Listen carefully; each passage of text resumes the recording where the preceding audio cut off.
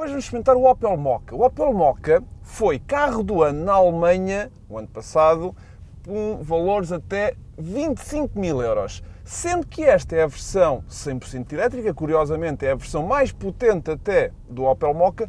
Hoje vamos ficar a conhecer porque é que é um carro de tanto sucesso em Portugal, vence imensos. E portanto eu vou evitar muito a piada do este carro é uma grande Mokka, mas não prometo que não aconteça aqui e ali. O Opel Mokka recebe o nome justamente dos grãos de café e, portanto, eles querem aqui um carro um bocadinho mais jovem, mais bem disposto, mais alegre, para atingir este target de malta mais dinâmica da cidade, mais da urban, porque, na realidade, como eu vou enfiar este carro aqui hoje em ruas um pouco mais apertadas, quero explorar um bocadinho esta situação da praticalidade na cidade. Porque o carro tem a estar grandão e parece realmente nas imagens e nas fotografias um carro bastante grande, mas na realidade até bastante pequeno. O Mokka acaba por ser aqui o primo um bocadinho mais SUV crossover do Corsa, com quem partilha a plataforma. Ora, o Corsa partilha a plataforma com o Peugeot 208, mas a Peugeot tem também um primo SUV crossover que é o 2008. Curiosamente acaba por ser também muito parecido com este. De maneiras que este aqui acaba por ser uma versão mais para a cidade de um SUV crossover que acaba por ser pouco maior que o Corsa, mas um pouco mais alto apenas.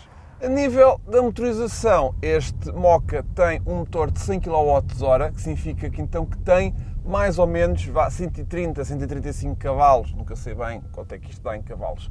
Mas o Opel Mokka, com esta bateria de cerca de 50 kWh, tem na realidade úteis cerca de 45 kWh. E portanto, quando eu peguei neste carro, ele tinha o conta-quilómetros com reset nos últimos 1000 km e a média que ele tinha era de cerca de 15 kWh, que está muito dentro daquilo que a Opel promete a nível de média para este carro, porque a Opel anuncia cerca de 335 km de autonomia numa carga, se bem que depois diz que se a gente fizer uma utilização um bocadinho mais citadina, com mais regeneração, e já vamos falar aqui da regeneração, o Opel Mokka já se aproxima bastante dos 500 km de autonomia. Ora, eu não sinto que ele chegue a esses valores assim com tanta facilidade como aparenta, mas na realidade, se fizermos bem as continhas, os cerca de 45 kWh úteis da bateria associados a esta média de 15 mais ou menos que eu vi por cada 100 km, lá está.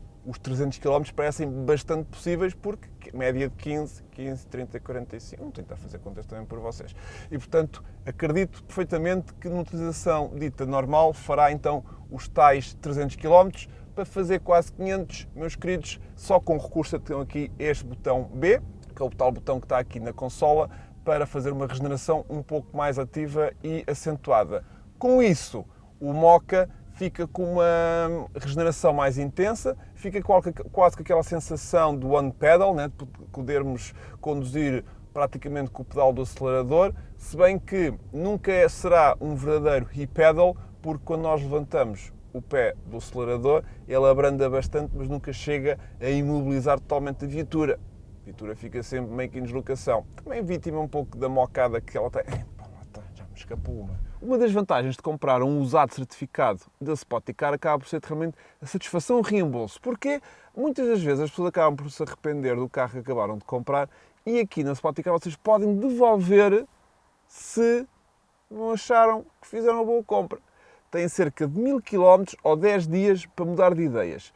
E 1000 km aqui no Mokka são mais ou menos 3 carregamentos. Portanto, podemos andar ainda um total de 3 carregamentos e chegar à conclusão se realmente a situação é não favorável para o nosso caso e podemos devolver o carro, que eu acho isso fantástico. Depois, outra das vantagens que nós temos é a assistência 24 horas, 7 dias por semana em toda a Europa, que significa que a gente pode ir para fora de portas mais ou menos tranquilos que as coisas vão correr bem. E temos também uma bateria com cerca de 160 mil km de garantia ou 8 anos, a partir do primeiro registro. Depois, no que toca à dinâmica e prestações aqui da viatura, é uma viatura que se encontra muito bem alocada nesta situação de citadino prático e ágil, não fosse realmente o carro ter aqui umas dimensões reduzidas, uma posição de condução um pouco mais alta, que nos faz realmente ter aqui uma visibilidade toda à volta bastante aceitável, mas não esquecer que é um carro assumidamente, lá está, citadino. E portanto, em autoestrada, em ritmos de autoestrada, tipo 120, assim, largos, notei que é um carro que até se mexe um bocadinho mais do que aquilo que se devia mexer. Senti o carro em autoestrada demasiado levezinho, se cá vítima de uma aerodinâmica um bocadinho menos refinada ou até de uma despreocupação, se calhar da própria Opel, a nível de fundo plano, no que toca realmente aqui a um carro que é assumido para a cidade. E, portanto, note que é um carro que faz muito sentido, mesmo com esta jante Zorra de 18 polegadas, que associado a este pneu faz com que quando andamos assim em piso um bocadinho mais degradado, o Moka fique, lá está, totalmente bem adaptado. O facto de termos roda grande faz com que também o carro não caia tanto dentro dos buracos e não sofra tanto com as nossas bonitas estradas, que são tão particulares, mas tão históricas. E, portanto, isso nunca nos roubem realmente a mocada que é andar nesta estrada. Fiz outra.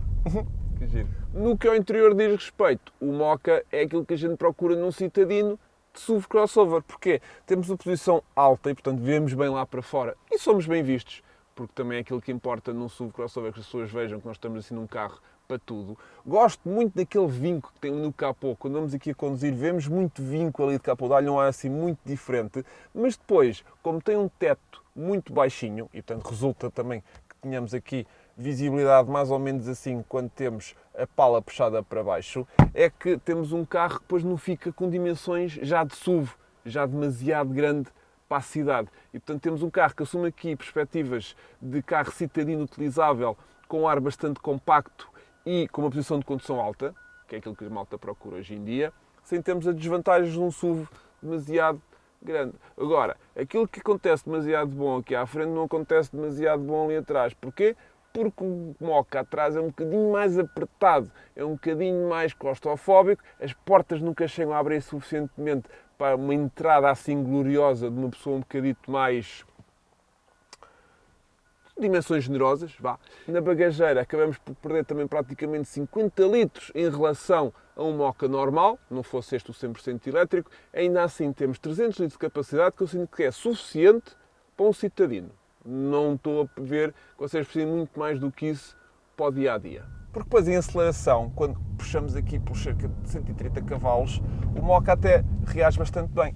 E lá está, temos uma aceleração de 0 aos 100 que já vai para os 8 segundos. Está muito bem, 8 segundos para um Moka, já é uma grande Moka. Epá, lá estou outra vez com isto. Agora lá está, se quisermos realmente andar em ritmos muito vivaces, meus queridos, também vos vou dizer já que a velocidade máxima do Moka são 150 km/h. Não é todo o propósito desta viatura, portanto também assim ajuda a que não esgotem a bateria demasiado depressa. Agora, enquanto me enfio aqui nos buraquitos ainda mais apertados, a questão do preço é uma questão muito importante, porque se na Alemanha este carro custa menos de 25.000 euros no que toca a preço de entrada nas versões a gasolina, aqui depois a versão elétrica é um bocadinho mais cara. E portanto, quando nós vamos para um Moka de 100 cavalos com o seu motor 1200 turbo, podemos contar realmente com um preço de 22.500 euros PVP base. Quando vamos para a versão diesel, sim, porque também existe uma versão diesel, a versão diesel do Moka começa já nos 25.700 euros e temos já com isso um motor 1500 com 110 cavalos. Mas lá está, aqui a versão elétrica é a versão mais potente do Moka e com isso já temos um Moka que custa cerca de 37.000 euros base. Se formos então aqui para as versões mais equipadas, esse valor já pode chegar praticamente aos 40.000 euros.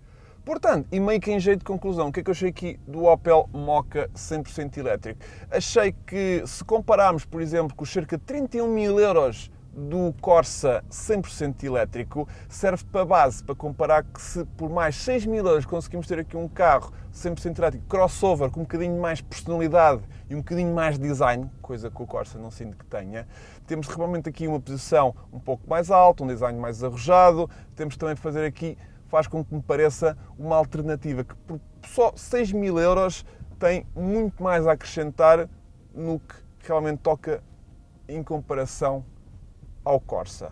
E portanto, dito isto, faz-me também pensar por outra perspectiva que depois os cerca de praticamente 40 mil euros que custa o Moka na sua versão mais equipada aqui do 100% elétrico, já me deixa um bocadinho da dúvida se realmente conseguimos dar cerca de 40 mil euros por um crossover citadino para fazermos nossas deslocações diárias. De maneiras que, de repente, dá que pensar no que toca a um usado da Spoticar, com todas as regalias e vantagens que temos. De repente o Moka 100% elétrico já ficará um bocadinho mais acessível, parece-me, está bem?